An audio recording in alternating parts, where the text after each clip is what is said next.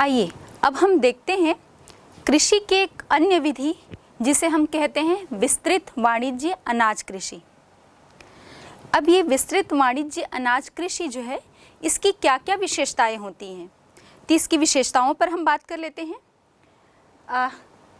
पूरे पृथ्वी पर या हम कहें कि ग्लोब के जो मध्य अक्षांश हैं, मध्य अक्षांशीय जो क्षेत्र हैं, इनके आंतरिक अर्ध शुष्क क्षेत्र, और बच्चों आप तो ये जानते ही होंगे कि मध्य अक्षांशों में हम जब जाते हैं तो महाद्वीपों का जो आंतरिक भाग, हम पूर्वी और पश्चिमी छोर को छोड़कर जब उसके आंतरिक क्षेत्र की बात कर रहे हैं, स्पेशली मध्य अक्षांशों में, तो यहाँ पर हमें कुछ घास के मैदान देखने को मिलते हैं, अर्ध शुष्क, पूरी तरह से शुष्क नहीं है, ना ही पूरी तरह से यहाँ पर आर्द्रता देखने को मिलती है, तो इसे हम अर्ध शुष्क क्षेत्र कह रहे हैं।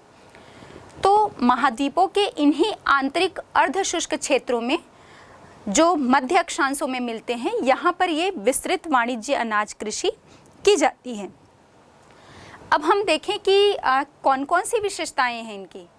तो पहली बात तो ये कि इसमें मुख्य जो फसल होती है इस अनाज कृषि वाले क्षेत्र में, यहाँ की मुख्य फसल गेहूं है, और गेहूं के अलावा यहाँ पर जौ, जई, राई, मक्का, इन फसलों की कृषि जो है वो की जाती है।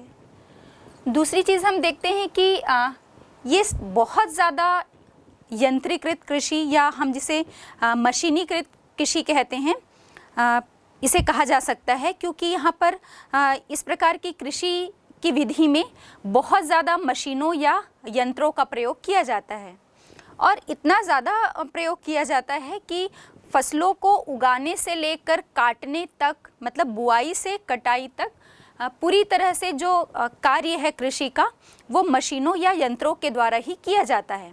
इसीलिए हम इसे यंत्रीकृत कृषि भी कहते हैं। और चूँकि इस प्रकार की जो कृषि है ये जितनी भी जो अर्धशुष्क क्षेत्र की बात कर रहे हैं, यहाँ पर विरल जनसंख्या मिलती है, मतलब जनसंख्या का घनत्व जो है वो बहुत कम है, बसाहट कम मिलती है, तो कम बसाहट वाले क्षेत्र में की जा रही है। और दूसरी चीज़ हमने कहा कि मशीनीकृत कृषि है। ये दोनों ही विशेषताओं के कारण हम देखेंगे कि इस कृषि वाले क्षेत्रों में प्रति व्यक्ति उत्पादन जो है वो बहुत अधिक प्राप्त किया जाता है, क्योंकि हर कार्य जो है वो मशीनों के द्वारा किया जा रहा है और जनसंख्या भी कम है, तो प्रति व्यक्ति उत्पादन यहाँ पर बहुत अधिक होता है। अब हम क्षेत्र पर बात कर लेते हैं कि विश्व के किन किन क्षेत्रों पर इस प्रकार की कृषि की जाती है। तो अभी थोड़ी देर पहले हमने बात की ही थी कि मध्य अक्षांशों के महाद्वीपों के आंतरिक भाग जो अर्ध शुष्क क्षेत्र हैं, जिसे हम घास के मैदान भी कहते हैं, ये जो घास के मैदान हैं ये इस कृषि के प्रमुख क्षेत्र हैं, जिसमें हम देख लेते हैं कि जो यूरेशिया है, यूरेशिया में स्टेपीज़, या हम उत्तरी अमेरिका आ जाएं तो उत्तरी अमेरिका के प्रेरी घास के मैदान पर, दक्षिण अफ्रीका की बात करें तो दक्षिण अफ्रीका के वेल्स, ऑस्ट्रेलिया में आ जाएं, ऑस्ट्रेलिया का जो डाउन्स घास का मैदान है, और न्यूजीलैंड के कैंटरबरी, इन सभी घास के मैदानों में इस प्रकार की कृषि जो है वो प्रचलित है। अब हम कृषि की दूसरी एक अन्य विधि जिसे मिश्रित कृषि कहते हैं, इस पर बात कर लें। तो मिश्रित कृषि नाम से ही स्पष्ट है, इस प्रकार की कृषि में चूँकि फसलों के उत्पादन और पशुपालन दोनों ही कार्यों को, या इस दोनों ही प्रकार की कृषि को समान रूप से महत्व दिया जाता है। मतलब हमने अभी तक जितनी भी कृषि देखी उसमें हमने देखा कि कहीं पर पशुपालन प्रमुख रूप से किया जा रहा है, जैसे डेयरी फार्मिंग की हमने बात की थी, और विस्तृत कृषि या गहन कृषि की हमने बात की तो हमने देखा वहाँ पर फसलों का जो उत्पादन है वो प्रमुखता से किया जाता था। लेकिन मिश्रित कृषि में फसल उत्पादन और पशुपालन दोनों को एक समान महत्व दिया जाता है, इसीलिए इसे मिश्रित कृषि के नाम से भी जानते हैं। अब हम ये देखते हैं कि किस प्रकार का उत्पादन जो है वो इस मिश्रित कृषि में किया जाता है। तो पहला तो ये है कि जिस स्थानीय बाजार के निकट ये कृषि की जा रही है उस स्थानीय बाजार के भोजन के लिए, वहाँ पर रहने वाले लोगों के लिए भोजन की आपूर्ति के लिए फसलों का उत्पादन किया जाता है। दूसरी चीज़ ये है कि यहाँ पर जो पशुपालन कार्य किया जाता है तो वहाँ पशुपालन में जो पशु पाले जाते हैं उन पशुओं के चारे की व्यवस्था करने के लिए चारे का भी उत्पादन जो है मिश्रित कृषि में किया जाता है। और तीसरी चीज़ जो जिस प्रकार का उत्पादन इसमें होता है, इसमें बिक्री मतलब जो फसल का उत्पादन किया जा रहा है उन फसलों को बेचने से जो मुद्रा प्राप्त होगी या हम कहें जो आय प्राप्त होगी, तो बेचने से मुद्रा प्राप्त करने के लिए मुद्रादायिनी फसलों का भी उत्पादन किया जाता है। तो हमने देखा कि खाद्यान्न फसलों का उत्पादन तो होता ही है वहाँ पर रहने वाले लोगों के भोजन की आपूर्ति के लिए, और उतनी ही प्रमुखता से मुद्रादायिनी फसलों का भी उत्पादन किया जाता है। तो मुद्रादायिनी फसलें कौन सी हैं हमें पता है, जैसे तंबाकू है, कपास है, गन्ना है। इस प्रकार की जो फसलें हैं वो यहाँ पर उत्पादित की जाती हैं। फिर कुछ विशेषताओं पर हम बात कर लें कि मिश्रित कृषि की कौन कौन सी विशेषताएं हैं। तो हम देखते हैं कि यहाँ भी गेहूँ जो है वो प्रमुखता से उत्पादित की जाती है, लेकिन इसके अतिरिक्त जौ, जई, राई, इस टाइप की जो फसलें हैं उनका भी उत्पादन किया जाता है। यहाँ पर खेतों का जो आकार है वो ना बहुत छोटा होता है ना बहुत बड़ा, मध्यम आकार के खेत मिलते हैं। फिर अगली विशेषता हम देख लेते हैं, कृषि में जो यंत्र, औजार या उपकरण प्रयोग किए जाते हैं, साथ ही जब पशुपालन किया जा रहा है तो भवनों की व्यवस्था करनी पड़ती है, तो इन सभी के लिए जो पूंजी है उसकी बहुत अधिक आवश्यकता होती है। और साथ ही यहाँ पर जो कृषक कार्य करते हैं तो मिश्रित कृषि को और सफल बनाने के लिए या यहाँ पर जो कृषि कार्य किया जा रहा है उसकी सफलता के लिए सबसे ज़रूरी या हम कहें अनिवार्य तत्व है कि यहाँ योग्य और कुशल श्रमिक कार्य करें। अब ये कौन कौन से क्षेत्रों में की जाती है विश्व के, तो हम बात कर लें पूर्वी संयुक्त राज्य अमेरिका, मतलब संयुक्त राज्य अमेरिका का पूर्वी भाग, इसके साथ ही कनाडा, अर्जेंटीना और जर्मनी, फ्रांस, यूके, नीदरलैंड, या हम कहें कि महाद्वीपों के जो समशीतोष्ण भाग है, यहाँ पूरी पृथ्वी पर के जो समशीतोष्ण क्षेत्र हैं वहाँ पर मिश्रित कृषि जो है वो की जाती है। अब हम अगली कृषि पद्धति की बात करते हैं, बाजार के लिए सब्जी व उद्यान कृषि, जिसे हम मार्केट गार्डनिंग या हार्टिकल्चर के नाम से भी जानते हैं। ऐसी कृषि में हम देखेंगे जिसमें अधिक मुद्रा प्राप्त की जा सकती है, अधिक आय प्राप्त की जाती है। ऐसे सब्जियों का, फलों का या फूलों का जो उत्पादन है वो किया जाता है। और ऐसी सब्जियां, फल या फूल की जब हम बात करते हैं तो इनकी विशेष रूप से डिमांड या मांग जो है वो उन नगरीय क्षेत्रों में होती है। ये इस कृषि पद्धति की एक प्रमुख विशेषता होती है। अब अगली विशेषता की जब हम बात करें तो इसमें खेतों का आकार छोटा होता है और अधिक श्रम और पूंजी की जो है वो आवश्यकता होती है, क्योंकि इसमें जो फल या सब्जियां या फूलों का उत्पादन होगा उसे विशेष रूप से उत्पादित करने के लिए अधिक श्रम की भी आवश्यकता होती है और अधिक उत्पादन के लिए पूंजी की भी आवश्यकता होती है। अब इस प्रकार की जो कृषि है वो किन क्षेत्रों में की जाती है विश्व में, तो हम देखते हैं उत्तर पश्चिमी यूरोप, उत्तर पूर्वी अमेरिका और साथ ही अभी जो हमने बात की थी भूमध्य सागरीय क्षेत्र, इस क्षेत्र में भी उद्यान कृषि जो है वो की जाती है। यहाँ के जो औद्योगिक क्षेत्र हैं यहाँ पर हम देखेंगे कि जनसंख्या का घनत्व जो है वो बहुत अधिक है, चाहे हम उत्तर पश्चिमी यूरोप की बात करें, उत्तर पूर्वी अमेरिका की बात करें या भूमध्य सागरीय क्षेत्र, इन क्षेत्रों के आसपास बहुत ज़्यादा औद्योगिकरण हुआ है और जो औद्योगिक क्षेत्र हैं, औद्योगिकरण के कारण यहाँ पर जनसंख्या की बसाहट भी बहुत अधिक है।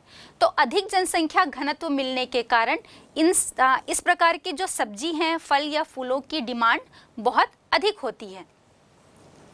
अब हम देखते हैं इसके जो भूमध्य सागरीय क्षेत्र या इन क्षेत्रों जहाँ पर ये इस प्रकार की कृषि की जाती है, उसमें दो कृषि जो है प्रमुख रूप से की जाती है। पहला सब्जी खेती है और दूसरा उद्यान कृषि है। जब हम सब्जी खेती कह रहे हैं तो नाम से ही हमें पता चल रहा है कि यहाँ पर सब्जियों का उत्पादन प्रमुख रूप से किया जाता है।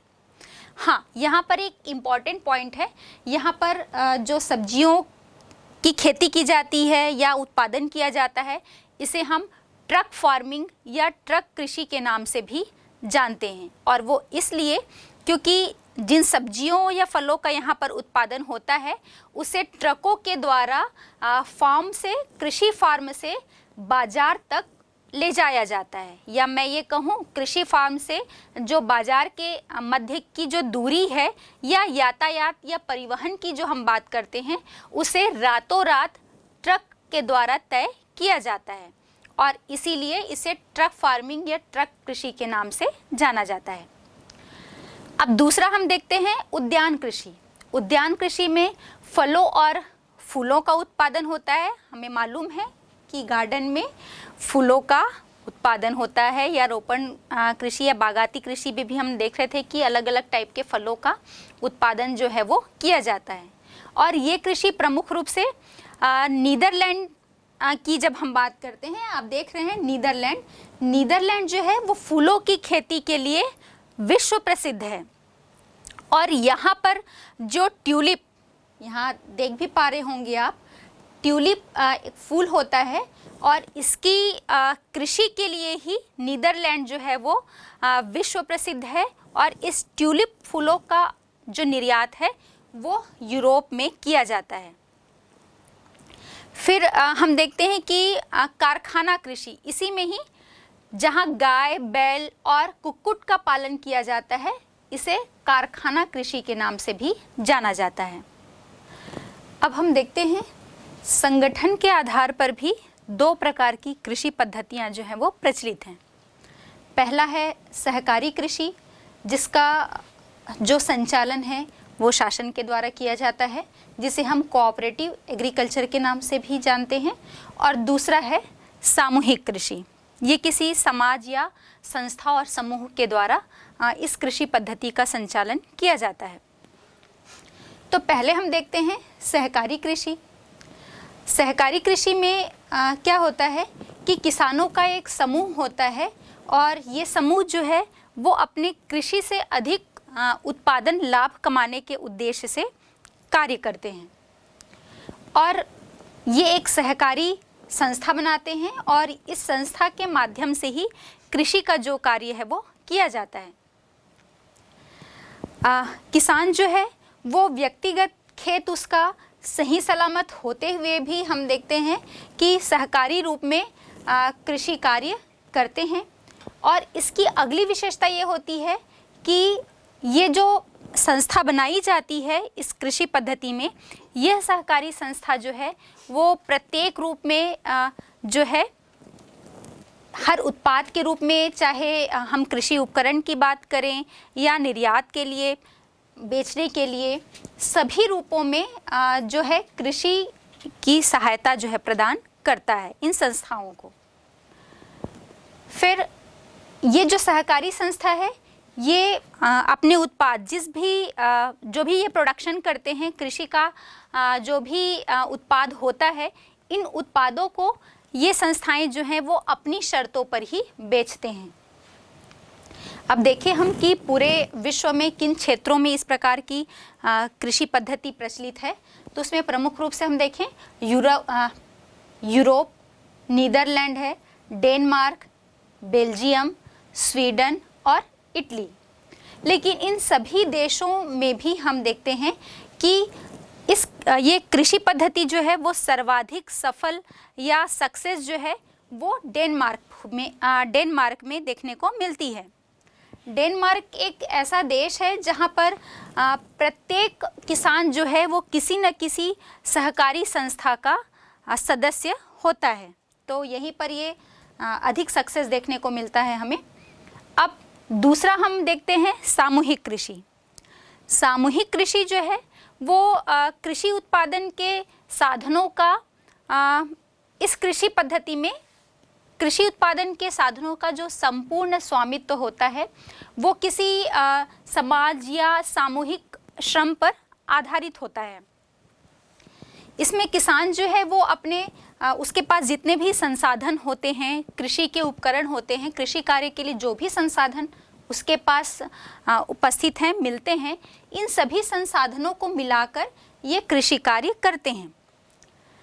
अब भूमि का इनको ये अथॉरिटी होती है कि ये जहाँ पर भी कृषि कार्य कर रहे हैं वहाँ पर भूमि का एक छोटा सा हिस्सा जो है वो अपने पास रख सकते हैं। पूरी तरह से इसमें सरकार का नियंत्रण होता है इस प्रकार की कृषि में, और जो उत्पाद इसमें होते हैं, कृषि से संबंधित जो भी उत्पाद मिलते हैं, इन उत्पादों को सरकार ही जो है वो निर्धारित मूल्य पर खरीदती है। इसके मतलब ये कृषि पद्धति जो हम सामूहिक कृषि की बात कर रहे हैं, तो हम देखते हैं कि ये कृषि पद्धति कहाँ प्रचलित है। तो यूएसएसआर या जिसे हम पूर्व सोवियत संघ कहते हैं, अब इसका विघटन हो गया है और इसका सबसे बड़ा देश हमें पता है कि रूस है। तो पूर्व सोवियत संघ में ये प्रमुख रूप से इस प्रकार की कृषि पद्धति प्रचलित है। और आपको पता होना चाहिए, और बोर्ड परीक्षा के हिसाब से भी आपके लिए ऑब्जेक्टिव टाइप क्वेश्चन में ये बनता है कि पूर्व सोवियत संघ में सामूहिक कृषि को किस नाम से जाना जाता है। तो पूर्व सोवियत संघ में इसे कोल खहोज के नाम से जाना जाता है। ये इम्पॉर्टेंट क्वेश्चन बनता है। और इसके साथ ही साथ संगठन के आधार पर यदि आपसे पूछ लिया जाए कि सहकारी कृषि और सामूहिक कृषि इन दोनों में क्या अंतर है, या तो इनकी अलग अलग विशेषताएं पूछी जा सकती हैं या इन दोनों में अंतर। तो ये जितने भी पॉइंट्स आपको बताए गए हैं इनकी विशेषताओं के संबंध में आप इसी को अंतर के हिसाब से भी लिख सकते हैं। तो हमने देखा कि जो सहकारी कृषि है वो एक किसी सहकारी संस्था या समूह के द्वारा संचालित की जाती है, लेकिन सामूहिक कृषि जो है वो इस पर पूरी तरह से सरकार का या शासन का जो है वो स्वामित्व होता है। तो ये जो विशेषताएं बताई गई हैं उसको आप ध्यानपूर्वक थोड़ा सा केयरफुली इसका स्टडी करेंगे, क्योंकि डिफरेंस के रूप में भी ये आपसे पूछा जाता है। कृषि की एक अन्य पद्धति है जिसे हम मिश्रित कृषि के नाम से जानते हैं। थोड़ी देर पहले हमने चर्चा भी की थी कि मिश्रित कृषि में हम फसलों के साथ साथ मतलब फसलों का उत्पादन तो किया ही जाता है और साथ ही पशुपालन का भी कार्य जो है वो किया जाता है। अब ये जो फसलों का उत्पादन यहाँ पर होगा वो किस उद्देश्य की पूर्ति के लिए किए जाते हैं, तो प्रमुख रूप से हम देखेंगे इसके 3 उद्देश्य होते हैं। पहला, जो स्थानीय बाजार वहाँ का होता है, उस स्थानीय बाजार में जो भोजन की डिमांड होती है उस भोजन की आपूर्ति के लिए फसलों का उत्पादन किया जाता है। पशुओं को जो चारा खिलाया जाता है उस चारे के लिए फसलों का उत्पादन किया जाता है। और तीसरी चीज़, ये जो फसल है उसको जब बेचा जाता है तो उसे बेचने से जो मुद्रा प्राप्त की जाती है, तो उस मुद्रा को प्राप्त करने के लिए भी हम कहें कि मुद्रा प्राप्ति के उद्देश्य से, आय कमाने के उद्देश्य से ये कृषि की जाती है या इस कृषि में फसलों का उत्पादन किया जाता है। अब प्रमुख रूप से कौन सी फसलें उगाई जाती हैं, तो हमने तो देखा ही भाई कि मिश्रित कृषि में जितना फसलों का उत्पादन किया जाता है उतना ही समान महत्व जो है वो पशुपालन को भी दिया जाता है। मतलब पशुपालन और फसलों का उत्पादन दोनों ही कार्य इसमें किए जाते हैं। तो प्रमुख फसलें यदि हम देखें तो गेहूँ, जौ, राई है, जई है, ये जो हैं ये इस कृषि की प्रमुख फसलें हैं। और इसमें हम देखेंगे कि इस कृषि पद्धति में जो खेत हैं, इन खेतों का जो आकार है वो मध्यम आकार का होता है, ना बहुत बड़ा होता है और ना ही बहुत छोटा साइज होता है इसका। अब विश्व के किन किन क्षेत्रों में, किन किन देशों में इस प्रकार की कृषि की जाती है, तो पहला है यूएसए, संयुक्त राज्य अमेरिका, फिर हम बात करें कनाडा की, अर्जेंटीना, फ्रांस हो गया, जर्मनी है, यूके है, यूनाइटेड किंगडम और नीदरलैंड। और इसके साथ ही साथ जो दक्षिणी महाद्वीप हैं, इन दक्षिणी महाद्वीप के जो समशीतोष्ण अक्षांशीय क्षेत्र हैं या वहाँ जो देश मिलते हैं, उन देशों में भी इस प्रकार की कृषि का कार्य किया जाता है। तो बच्चों, हमने देखा कि विश्व में जितने भी अलग अलग प्रकार की कृषि पद्धतियां हैं, इन कृषि पद्धतियों पर हमने चर्चा की।